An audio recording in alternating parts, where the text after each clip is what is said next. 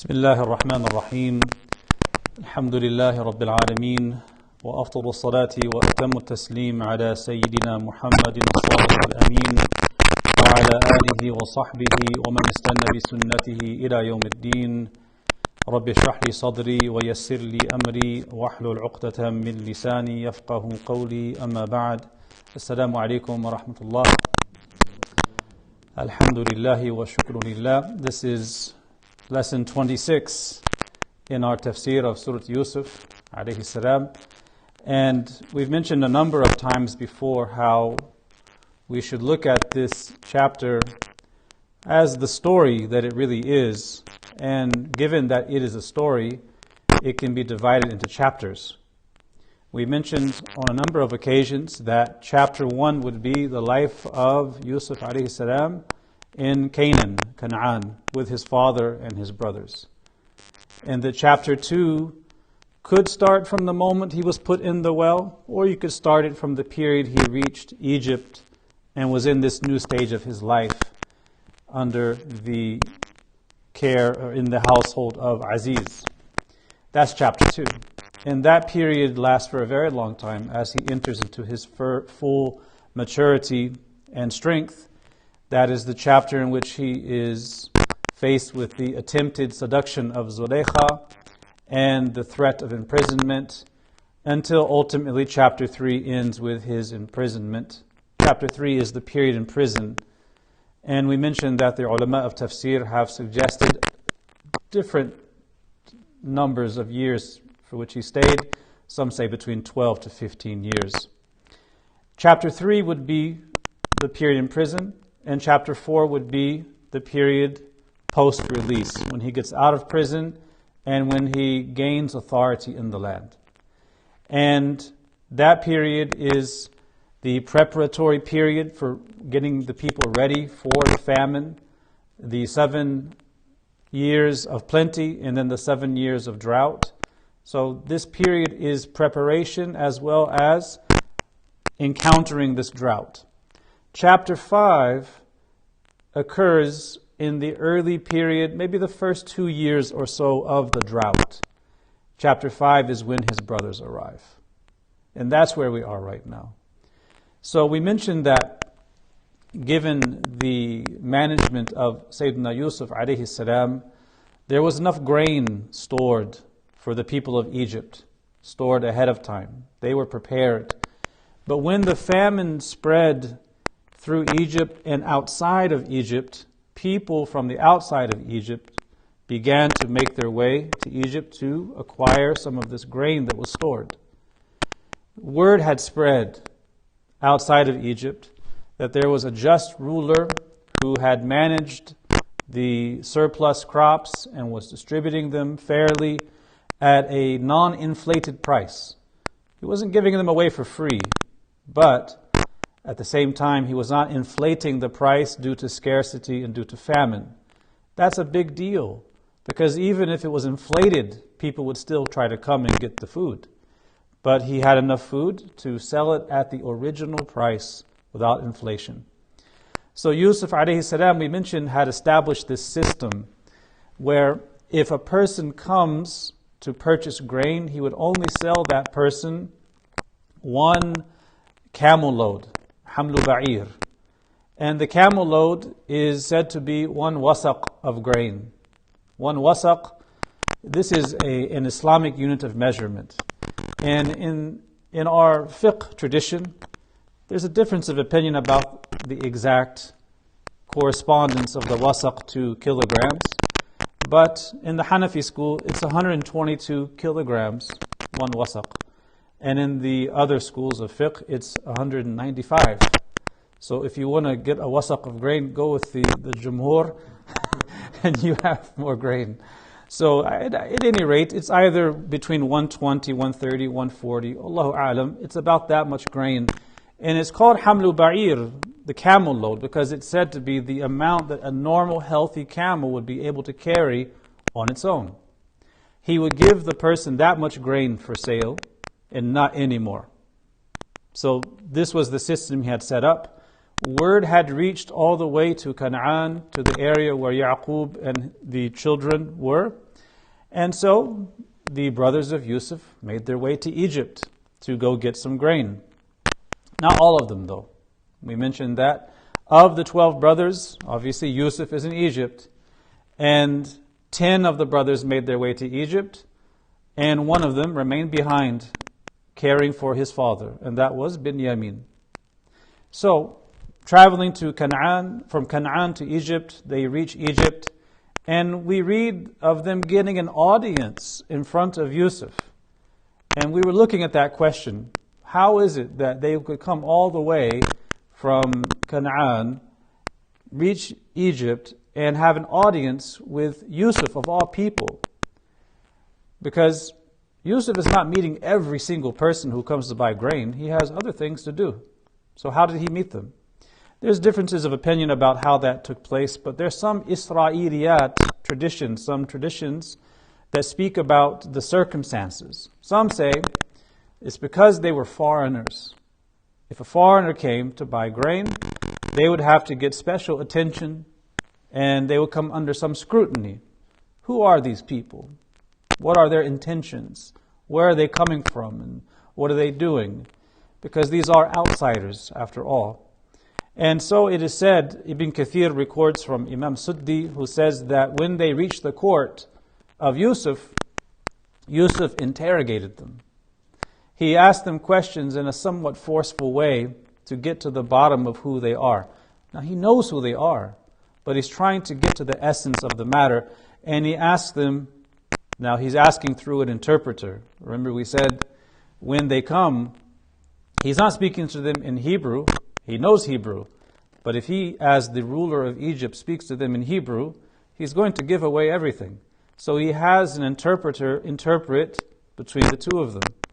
So he asked them, where are you coming from? And they said, we are coming from the lands of Canaan. There's a great famine in our lands. And we heard about you and we came to get some grain. And then Yusuf said, how do we know you're telling the truth and you're not an enemy spy? He didn't accuse them. He just, how do we know?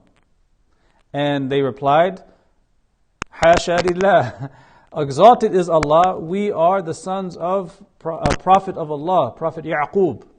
So they exonerate themselves and say, there's no way we could be spies.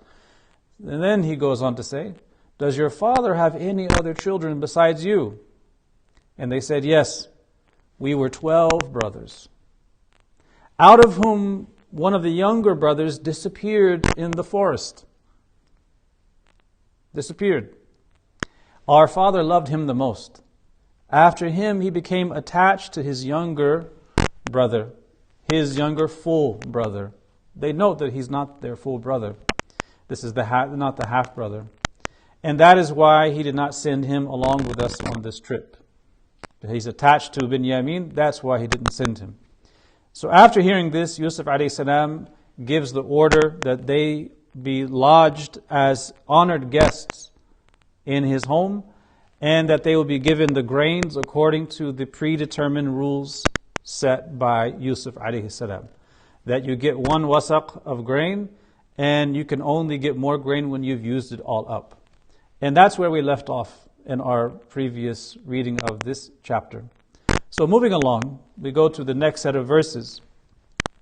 Allah subhanahu wa ta'ala says, وَلَمَّا جَهَّزَهُمْ بِجَهَازِهِمْ قَالَ ائْتُونِي بِأَخٍ لَكُمْ مِنْ أَبِيكُمْ أَلَا تَرَوْنَ أَنِّي أَوْفِي الْكَيْلَ وَأَنَا خَيْرُ الْمُنْزِلِينَ فَإِنْ لَمْ تَأْتُونِي بِهِ فَلَا كَيْلَ لَكُمْ عِنْدِي وَلَا تَقْرَبُونَ قَالُوا سَنُرَاوِدُ عَنْهُ أَبَاهُ وَإِنَّا لَفَاعِلُونَ.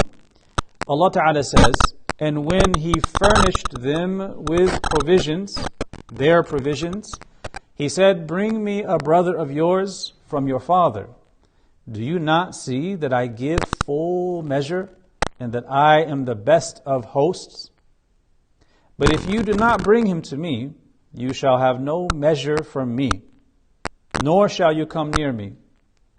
They said, we shall seek the consent of his father about him. We shall do so. So Yusuf a.s. honored them during their stay in Egypt, and he made a very particular special arrangement to all but guarantee they would return to Egypt a second time. Here in the verse, Allah subhanahu wa ta'ala uses the word jahaz, which means the provisions they would require for their journey. And Allah subhanahu wa ta'ala uses the verb form, jahazahum, ascribing the action to Yusuf alayhi salam. But we see from the tafsir that it wasn't him directly who's loading their caravan and loading their animals with the supplies, but he was telling the servants to do so. But the reason why Allah subhanahu wa ta'ala ascribes it directly to Yusuf is because he's the one who commanded it, and it shows his special attention and care to ensure that this arrangement is carried out. So even if he's not doing it directly, Allah Ta'ala is telling us that he's paying very close attention to make sure that this arrangement is carried out as it should be, so that the ultimate purpose, the ultimate objective is attained. So he loads up the camels and their supplies, and then he says to them, "Bring me a brother of yours from your father." Meaning, bring your half-brother, Binyamin. Now here's a question the ulama of tafsir ask. They say, why does Yusuf alayhi salam ask them to bring the brother and not the father? Why doesn't he say, bring your father? And the Quran doesn't mention how he justified his request to bring Binyamin. There's no mention in the surah any list of justifications or reasons. But of course, because this is tafsir, the ulama of tafsir have mentioned a number of possible reasons why he asked for Binyamin and why he didn't ask for the father. So looking through the works of tafsir, we see a number of opinions. So we know that he would give each person how much grain? 1 load for their camel. So one person, 1 load. That's it. And he gave each of them a load. That's 10 loads in total. But they said they have their elder father and their younger half-brother back in Canaan. And they wanted to have a load for each of them as well. They came seeking 12 loads, but they're only getting 10. So they said in their communication with Yusuf that he's elderly, the father's elderly, and their younger brother is caring for their elderly father. So they say it's as if Yusuf is telling them, if your father had him stay back, he must be special, and I would therefore like to meet him. This is the general understanding of the motivation. There's also a narration recorded in the works of tafsir, it's from the Isra'iliyat, in which he asked them why they left their father behind and didn't bring him. And they said that he's being cared for by their younger half-brother. And then Yusuf asked them why, and they said, well, because of a physical problem he's dealing with. And Yusuf, according to this report, countered that. And he said, no, it's because he loves him more, isn't it so? It's because Yaqub loves him more. Your father loves him more. Isn't that the case? You say your father is a wise man, so he must love him for a very good reason. So I would like you to bring him so I can meet him myself.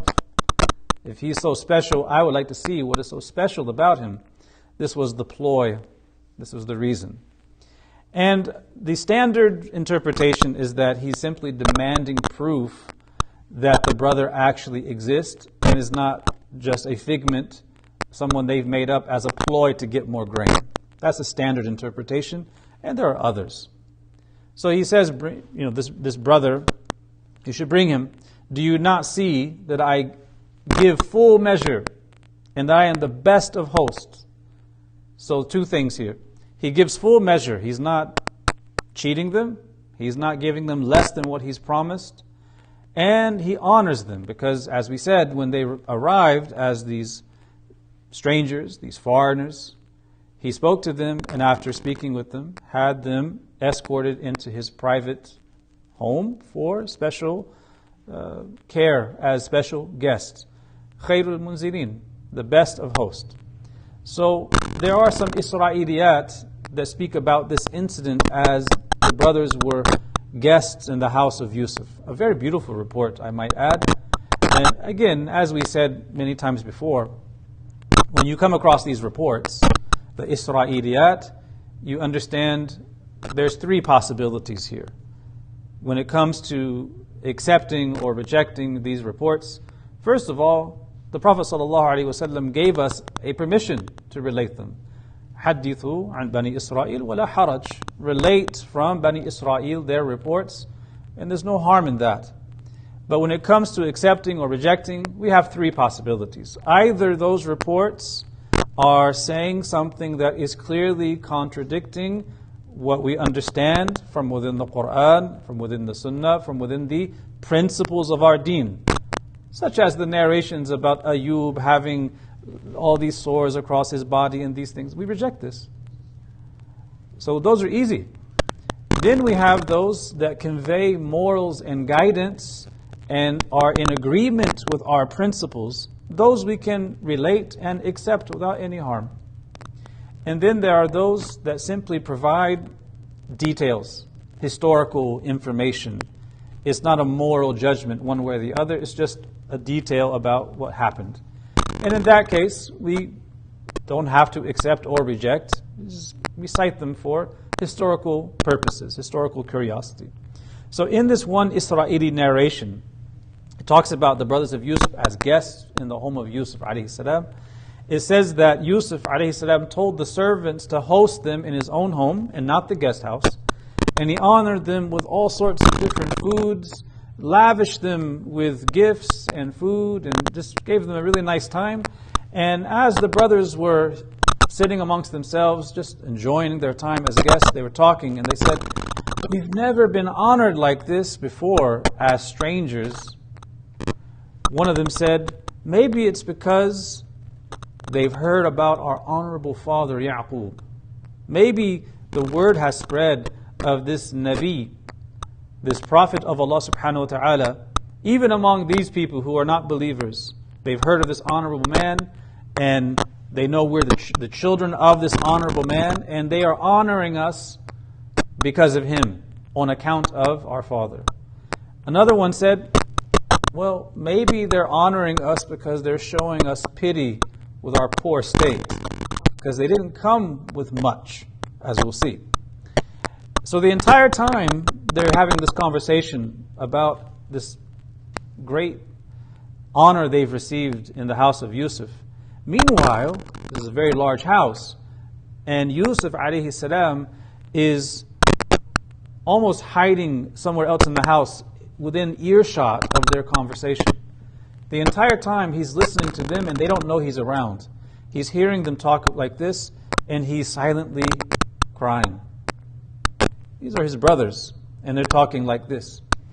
And during that time, as he's hearing them converse and he's crying, he calls to his son Misha. We mentioned the report that says he has two sons. Misha is called and he says to Misha, "Go and serve them." And Misha said, "Dear father, who are these guests exactly? This is not an ordinary situation, and these are not ordinary guests." And even if he was taking guests into his home, he's not listening to the guests' conversation and crying behind a pillar. So the son says, "Oh father, who are these guests exactly?" And Yusuf alayhi salam, according to this report, says, "They are your paternal uncles. They are your uncles from your father's side." And Misha says, "You mean the ones who ended up selling you into slavery?" He said, "Yes. They sold me," Yusuf said, "but now, look, I am the ruler of Egypt." He says to Misha, "What do you think, dear son?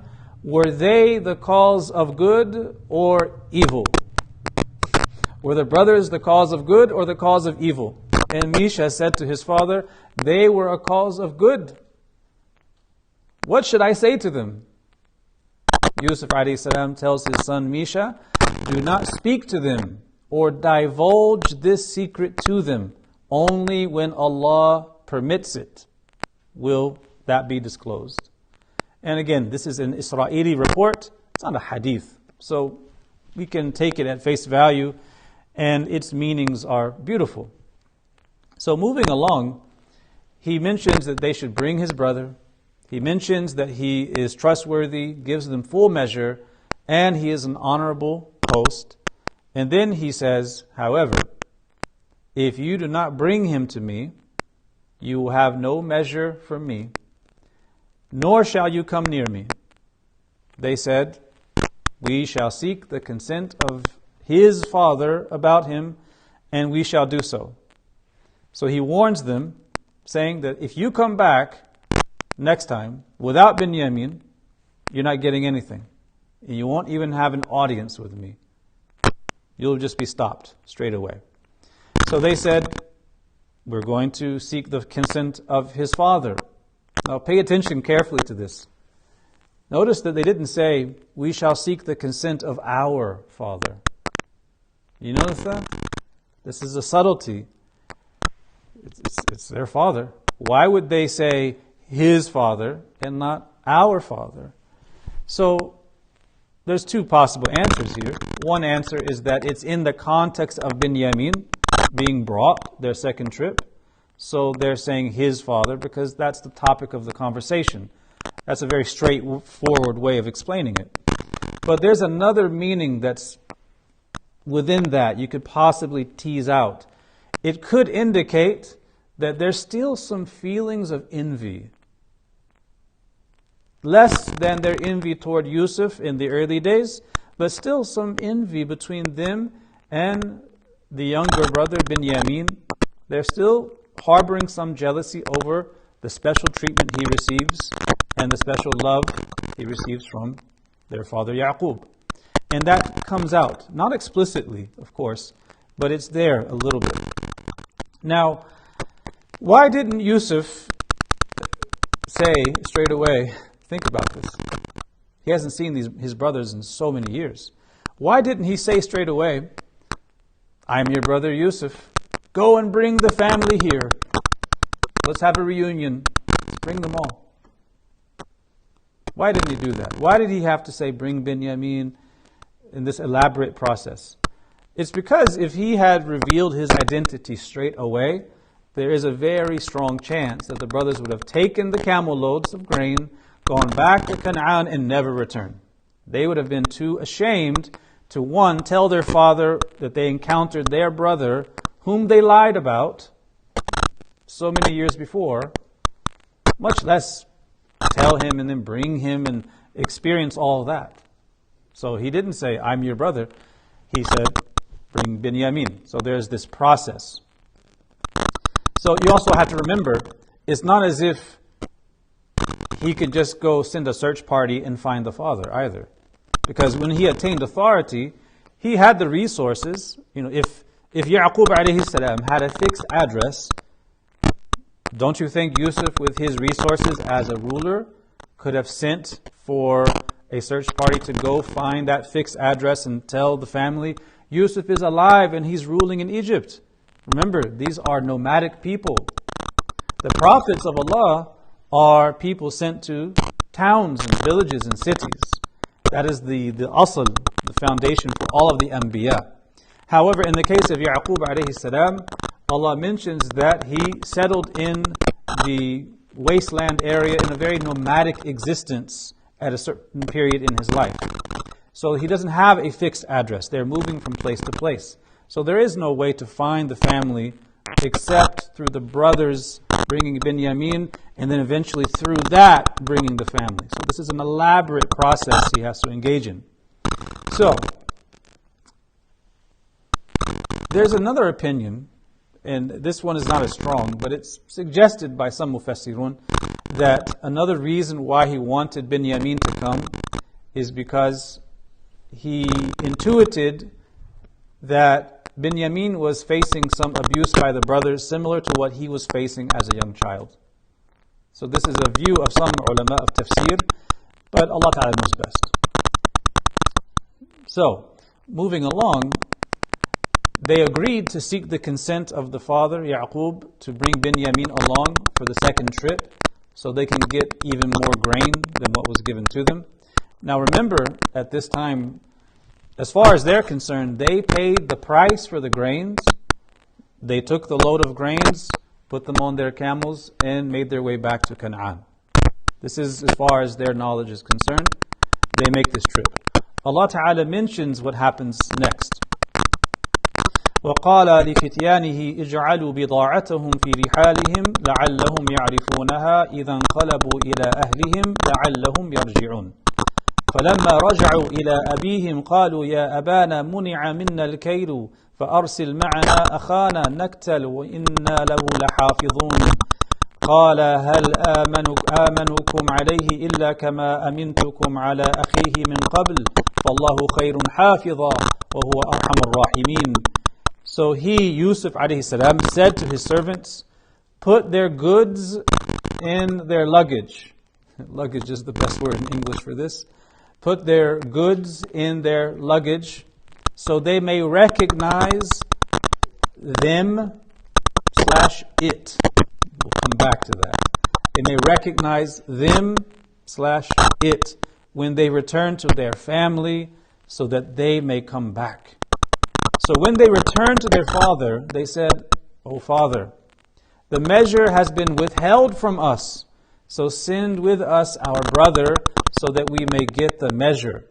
And surely we are or will be protective of him." This is a very familiar phrase. This was said earlier. He said, Yaqub said, "Shall I entrust you with him? Would I be doing other than what I did before when I entrusted you with his brother?" So Allah is the best protector and He is the most merciful of the merciful. So Yusuf alayhi salam made some very special arrangements to ensure their return. He ordered his servants to collect what they brought as the price for the grain. And the Tafsir literature mentions it was some jewelry, maybe gold and silver, some tanned leather. Some narrations mention they brought honey in jars. All of these things were forms of payment for the grain. So Yusuf ordered his servants to take the price they brought to pay for the grain and store it within the grains, in the luggage, in their items, in such a way that they would be unaware of it and only discover it when they arrive back in Canaan in the presence of their father. So, why did he do this exactly? Well, it's mentioned why, but there's other subtle reasons that could have motivated him to do that. We have a direct mention in the ayah why he did this and the ultimate purpose behind it, which is the unification of the family. But there's other intentions Yusuf alayhi salam possibly had in putting their payment back in their merchandise and hiding it in such a way that they would only discover it upon arriving back home in Canaan with their father. Imam Ibn Kathir mentions a number of these, and it shows you how it's possible to have more than one intention for a single act. And he says that it occurred to Yusuf alayhi salam that these items that they brought for payment might be the only things they possess. So if he accepted the payment, they wouldn't have more wealth back home to bring back in their second trip. It may be hard for them to earn the amount of money needed to come back and pay. So instead of that possibility becoming a reality, he put the goods back in their merchandise. Secondly, Ibn Kathir mentions that he didn't like the idea of taking money from them in return for grain, because they are his brothers after all, and who's going to benefit from this grain? Not just the brothers, but also their families, and also, most importantly, his father, Yaqub.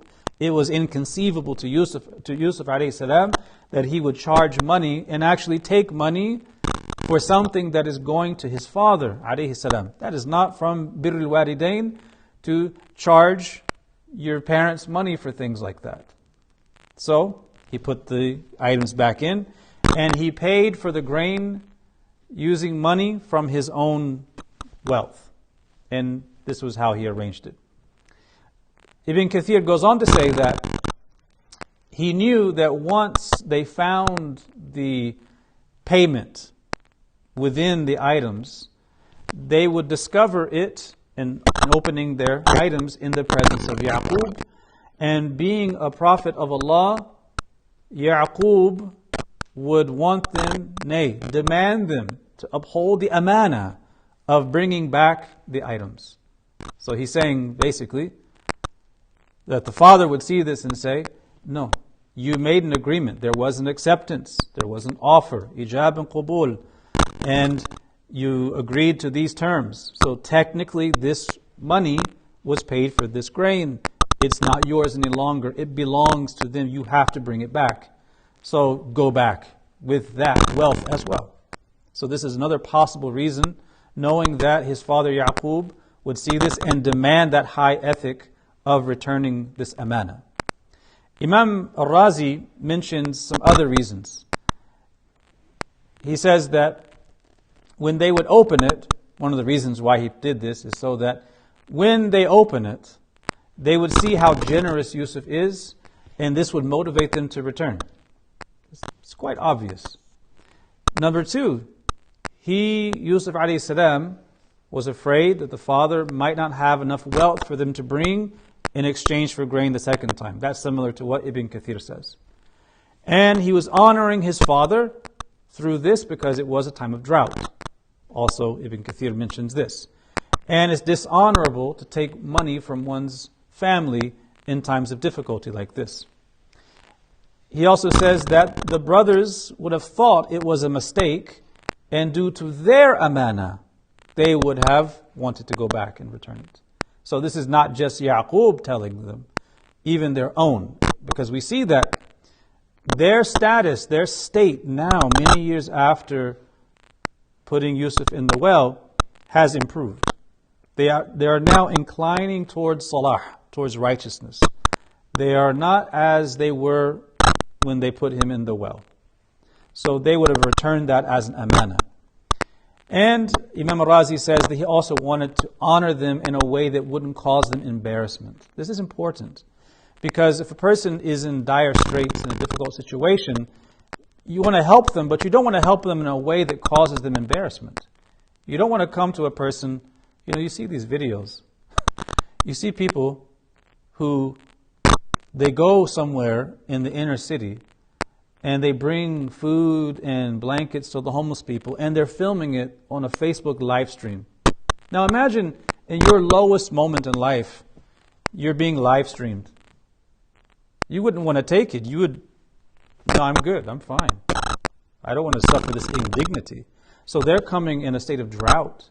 He didn't want them to feel embarrassed by refusing the price and just giving it to them in that moment. He wanted them to believe a transaction occurred, and they realized later when it wouldn't be as embarrassing.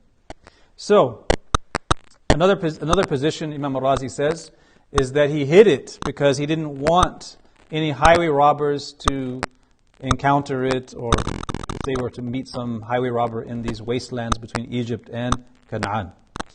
And lastly, the comprehensive reason is that he wanted to treat them, respond to their isa'a, their harmful treatment, with ihsan. That's a heavy one. So they behaved with harm, with oppression, with wrong. And he responds with ihsan, with beauty and with excellent conduct. And it's really easy to talk about that and see it in the story. It's much harder to actually do that in real life when someone's done you wrong. It's easy to say, when I get the upper hand, you do me wrong, I'm going to do you wrong. Right? But this is not the response of the Anbiya of Allah subhanahu wa ta'ala. So ultimately, Yusuf mentions his reason for doing this, for putting the items within the merchandise, within the grains, so that they may recognize them/it when they return to their family, so that they may come back. Ultimately, it's to get them to come back, and so they may recognize them/it. Why are we saying them/it? It's because we come once again to the issue of idmar, the issue of pronouns in the Quran.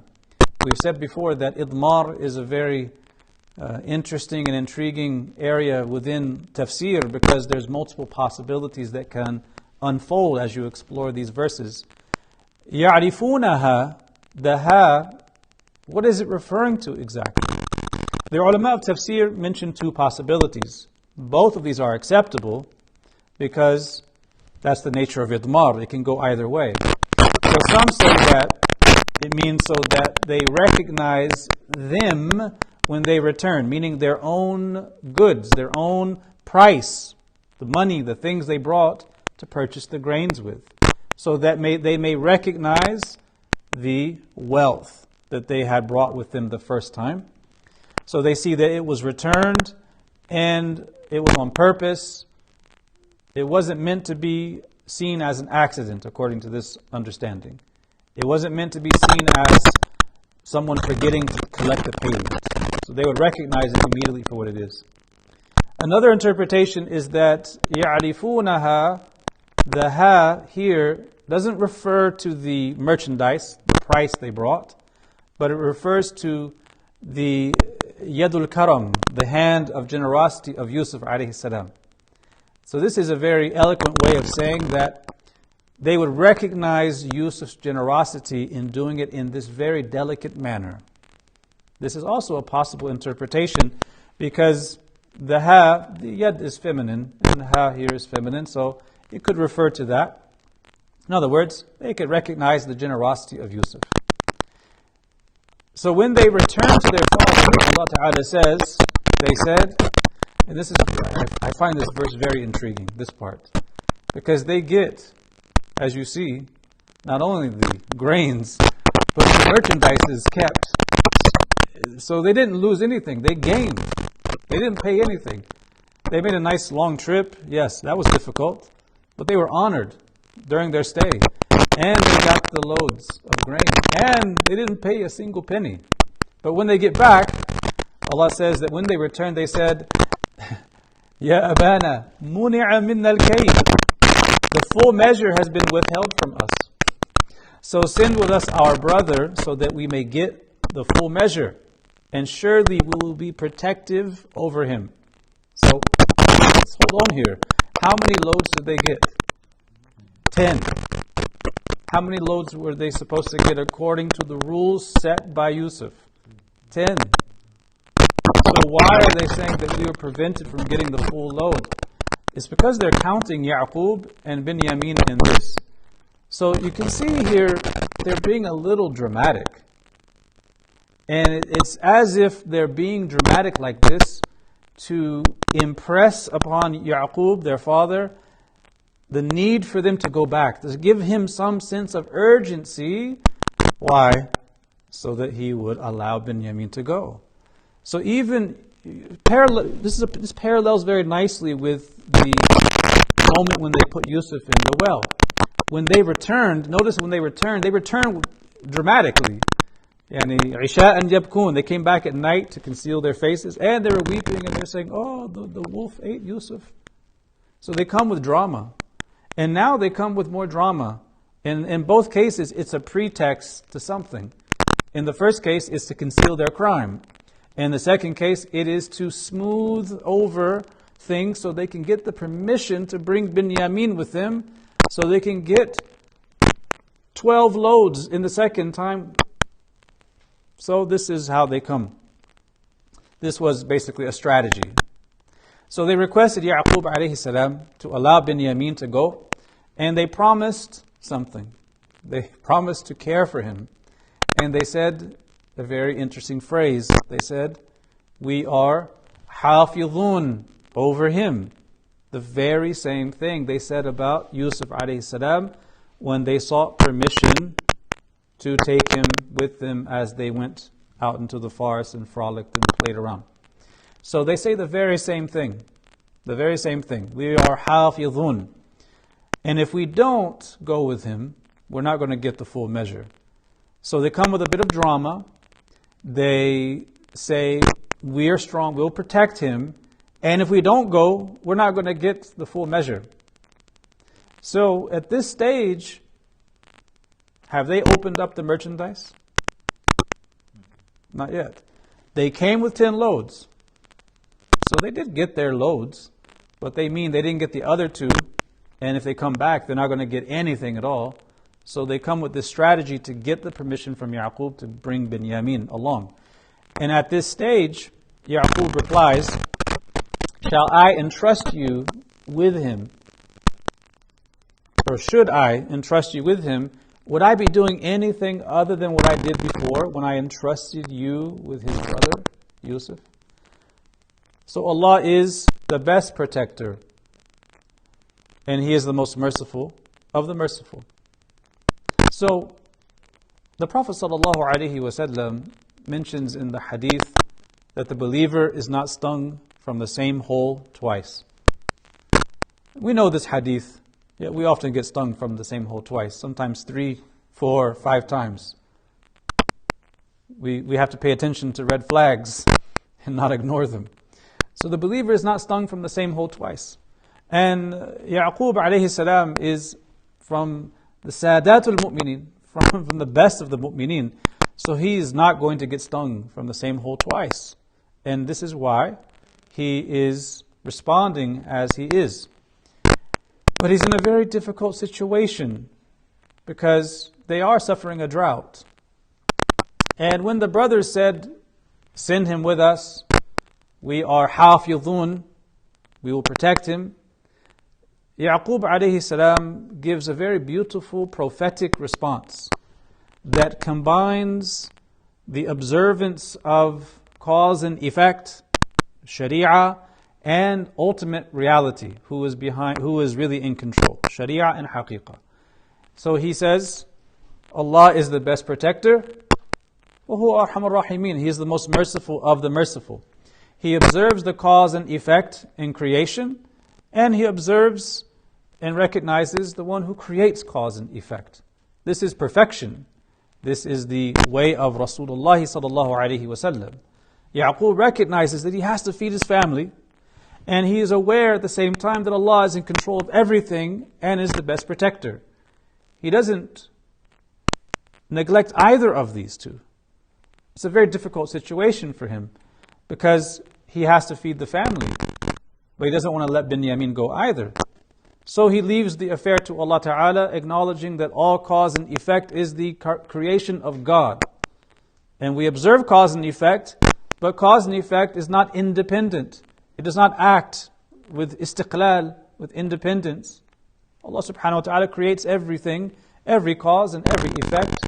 It is in conjunction with the effect, not by the effect, or by the cause rather. So he's not relying on the pledge of the sons. When he lets Binyamin go, he's not letting him go because he's relying on their pledge to protect him. That's why he said, فَاللَّهُ خَيْرٌ حَافِظًا. Allah is the best protector. وَهُوَ أَرْحَمُ الرَّاحِمِينَ. So he takes the means and trusting in Allah subhanahu wa ta'ala. So the question comes up, besides this, why did he let him go? Why did he let Binyamin go? The ulama mentioned that despite his reservations, the brothers are older now, and they are inclining towards piety more than they were in their younger years when they put Yusuf in the well. And they say that he also noticed that their feelings towards Binyamin were not as strong as their feelings were toward Yusuf in his younger years.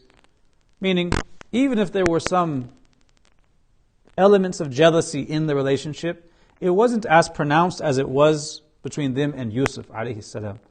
So he didn't feel the same level of worry as he felt with Yusuf alayhi salam. And lastly, what choice did he have ultimately? It was a drought. He had to take these steps. And Imam al-Razi, as he always does, he brings out very subtle points. He says, when you look at the matter, Binyamin is facing a possible danger here, isn't he? It's possible. So possible here means you're speculating that he might be in danger. On the level of epistemology, this is what we call dhanni. And it's speculative. But there's a drought going on. And the basic observation of cause and effect tells you that if you don't eat food, if you don't have crops, you're eventually going to die. And that is yaqini. That's yaqeen, that's certainty.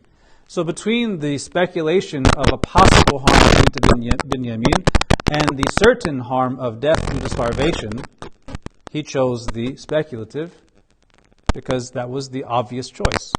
And this is the wise choice in this situation. So, now they open the luggage. They open their items and they see what's happened. This whole time they don't know what's really going on behind the scenes. They don't know even who they were with. They're completely unaware. Allah Ta'ala says, وَلَمَّا فَتَحُوا مَتَاعَهُمْ وَجَدُوا بِضَاعَتَهُمْ رُدَّتْ إِلَيْهِمْ قالوا يا أبانا ما نبغي هذه بضاعتنا ردت إلينا ونمير أهلنا ونحفظ أخانا ونزداد كيل بعير ذلك كيل يسير. And when they opened their luggage, they found that their goods had been returned to them. They said, O Father, what more can we ask for? That's one possible interpretation. There's two. O Father, what more can we ask for? What more can we desire? Our goods have been returned to us, and we shall soon bring grain for our family, protect our brother, and have an additional measure of a camel load. This is an easy measure to acquire, or an easy measure to get. So Yusuf alayhi salam didn't simply give them back these things. He hid them, and he did it in such a way that when they opened them, it would be seen by his father Yaqub, which would in turn inspire him with more confidence that this is a generous ruler and it is safe to send Binyamin with the brothers to get the extra loads. So he wanted this to happen in the presence of Yaqub. Now in the verse before this, we don't hear any explicit permission from Yaqub for Binyamin to go. But we see in the next verse, Yaqub gives very specific instructions on how they should make their re-entry into Egypt in the second trip, which we're going to explore. So they open the bags, they open the luggage, the merchandise, and lo and behold, by surprise, they see these items have been returned to them. And it's said in the Tafsir works that the way it was set up, and judging from the responses of the brothers, Yaqub is observing the items as they're opened, seeing that they're returned, and he's observing the response of the brothers. And he realizes from their response that it wasn't cooked up. It wasn't a trick. It wasn't like a shirt smeared with fake blood. Their response was very natural, and he understood that this was legitimate. So this increased him in his confidence to send Binyamin with them. Now when they get these things opened and they see the merchandise is returned, they say, Ma nabghi. And this has two interpretations. And this is why translations can only give you a very limited view in the possible meanings within the verse in Arabic. In the Tafsir, there's two ways of interpreting this, because the word ma can either be a question or it could be a negation. It could be istifham or it could be nafiya, negation. So this is going to change the meaning of what they're saying. And both of them are possible. Unless you have something external to this that would lend support to one over the other, both of them are equally plausible meanings. So in the first case, they're saying, Ma nabghi, as a question, what more can we ask for? What more could we desire or want? We have merchandise that we used to pay, returned back to us, and we have the grains. What more could we ask? That's the standard interpretation. The second interpretation is that the ma is a negation. So what they're saying is, Ma nabghi, from baghi, which is to transgress or to wrong. So they're basically saying, we do not desire to do evil. Meaning, when we take Binyamin, it's because we want to get the full measure. We don't desire any evil for him. We don't want to harm him. And here they're negating any ill will toward Binyamin or desire to bring harm. Both of these interpretations are equally plausible. So in one case they're saying, what more could we want? Look what we have. We have a reason to go back. And the other, they're saying, we don't have any ill will, any ill intentions in what we're doing. Look, this is what has happened. This is what he said. He said, bring Binyamin, and he returned this. He's trustworthy. Don't worry. This is the way you can understand this. And as they're expressing this desire to go back and get Binyamin to go with them, they mention three things. And this is how the ayah concludes. وَنُمِيرُ أَهْلَنَا وَنَحْفَظُ أَخَانَا وَنَزْدَادُ كَيْدَ بَعِيرٍ ذَلِكَ كَيْلٌ يَسِيرٌ. They say three things. Number one, we're going to provide food for our family, our dependents, because they need food. Number two, وَنَحْفَظُ أَخَانَا. We're going to protect our brother. And number three, وَنَزْدَادُ كَيْدَ بَعِيرٍ. We're going to get an increase weight of one camel. ذَلِكَ كَيْلٌ يَسِيرٌ. That's an easy load for us. If they take this trip, it's an easy trip. This ruler is trustworthy. He is generous. And we have evidence of that. And we don't desire any ill towards Binyamin. We have all the reasons to be given permission to go. So please allow us to take him. Yaqub gives permission. And he gives permission with some advice. And that advice opens up a whole discussion about the evil eye and things related to that. And this is why we'll talk about that next week, inshaAllah ta'ala. Alhamdulillahi Rabbil Alameen. Wallahu Rasuluhu A'lam. Sallallahu wa sallam ala Sayyidina Muhammad wa ala alihi. Alhamdulillah. Okay. So, you have any questions? Or?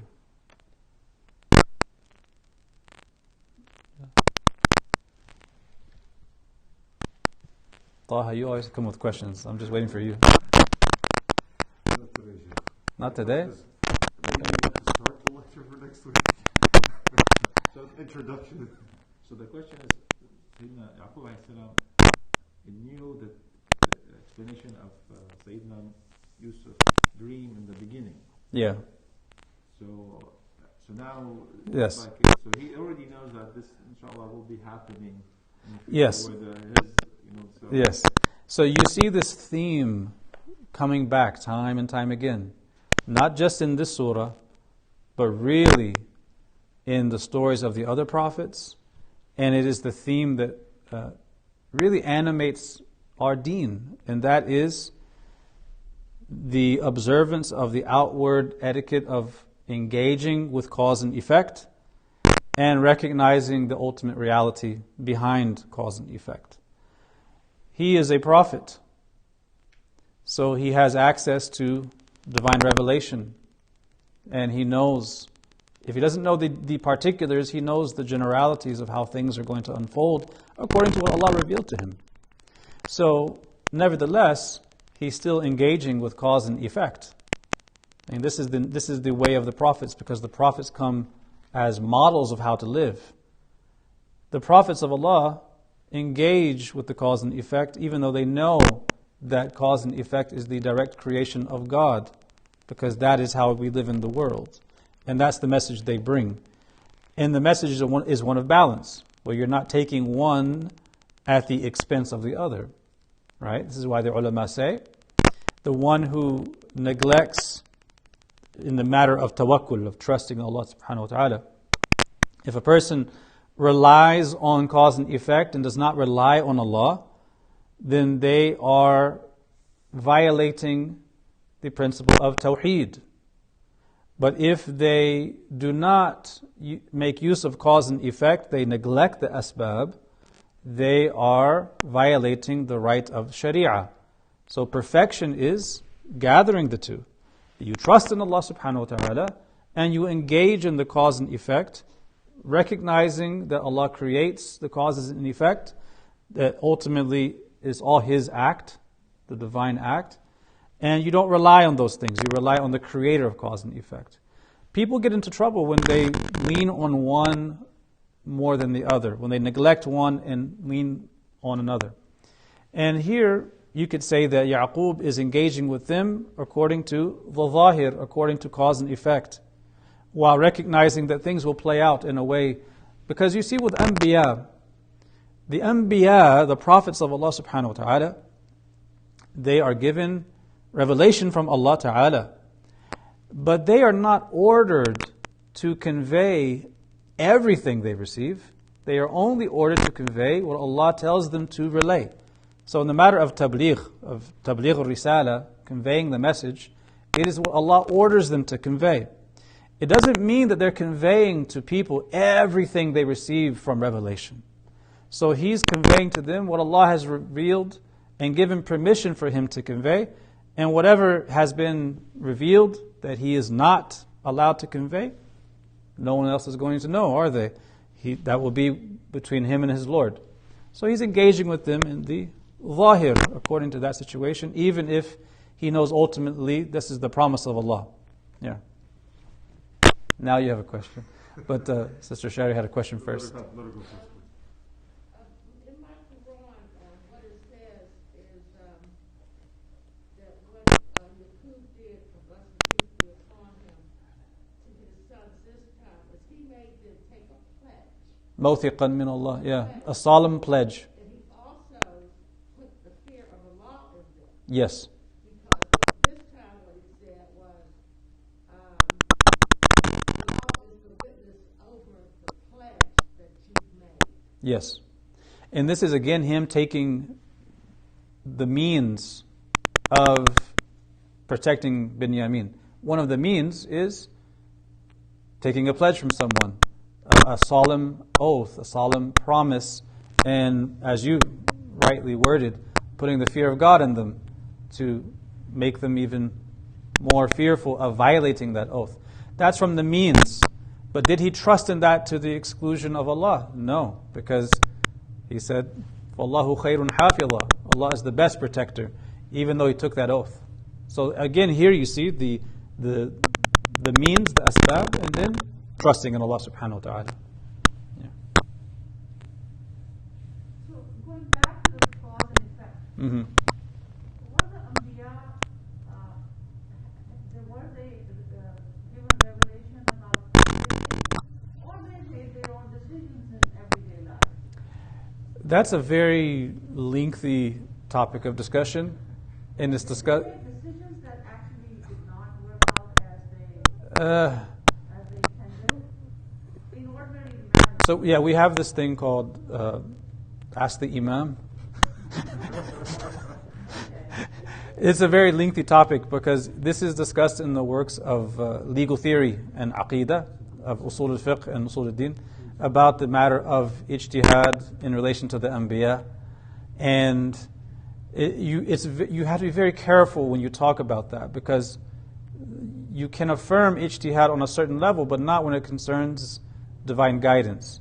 And it's just a very thorny theological topic. And there are certain narrations that people interpret in different ways to either support or negate that. So it's really worth a more thorough examination. But the general answer is that Allah subhanahu wa ta'ala protects the prophets from sins, major and minor, and anything connected with conveying the divine message.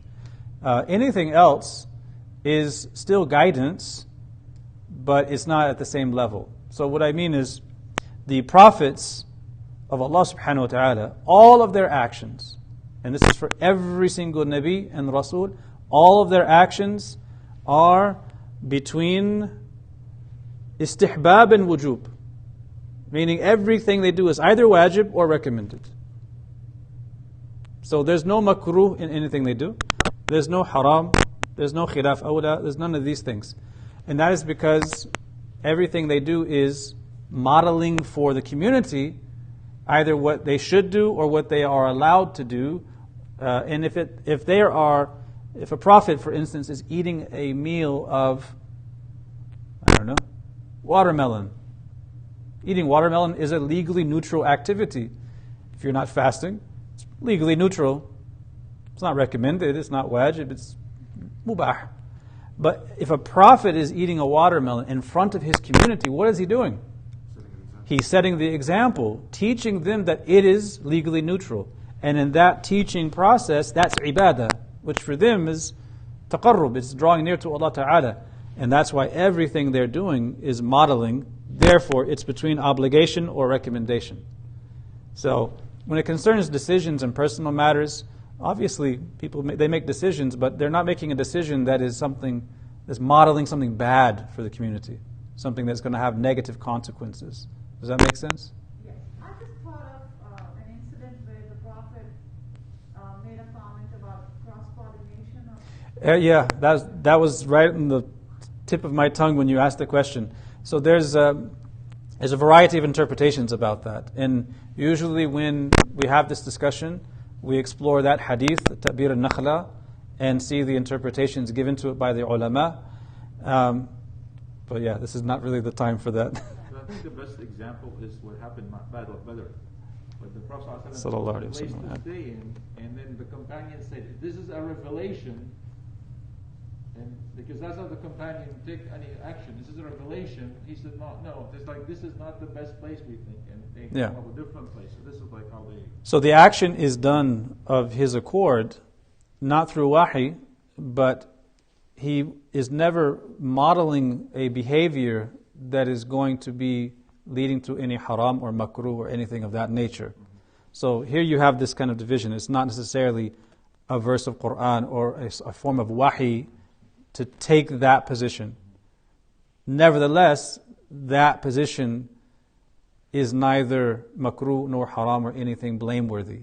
Can we not say that silently it's being guided by Allah subhanahu wa ta'ala anyway, being that he is Rasulullah sallallahu alayhi wa sallam? Yeah, ask the Imam.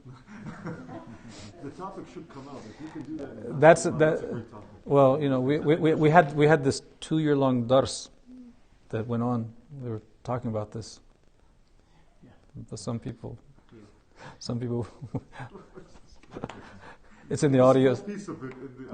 It's in the audios. So one last comment about this cause and effect and tawakkul. Right.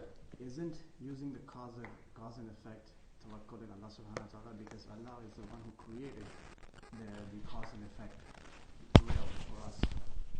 So in that sense, if we are actually following it, we are. Yeah, something that's mandated. Right, if you're recognizing that He is the fa'il, He is the doer, the khaliq, and that we have two things, cause and effect. So, drinking water. If you're thirsty, you drink water. So, the quenching of the thirst is the effect, and the cause is drinking water. If you do that with the recognition that Allah Ta'ala is the one creating the quenching in conjunction with the drinking, not by drinking, He doesn't require tools, then if you have that recognition as you're doing it, and you don't have any belief that it is independent, a'udhu billah, or that it has some kind of power given to it by Allah, where it operates autonomously, then in a sense, yes. The problem is that people get into a mode of behavior with adat, with everyday customs, where they take things for granted and begin to invest too heavily in them and just depend on them. They forget. They're not cognizant of the creator of the causes and effects when they're engaging with them. But if you're remembering that, as you engage with them, it instills that tawakkul. That's one of the reasons why it's so important to make the du'as when you're doing stuff like that. Why you say Bismillah, you say Alhamdulillah. You're reminding yourself that Allah Ta'ala is the creator of cause and effect in these things you do. And that creates the tawakkul within the heart, or revives it. No. Out of the 3 questions, I'm just going to choose one. Oh, so you have 3 now? No, I have one. Okay. I'll ask the 2 at the time because I don't want to hold up too long. It's based on the sister's comment about how he asked them to take a mawthiq min al-alameen regarding Benyamin. Why was that not done from the get-go with Yusuf alayhi salam?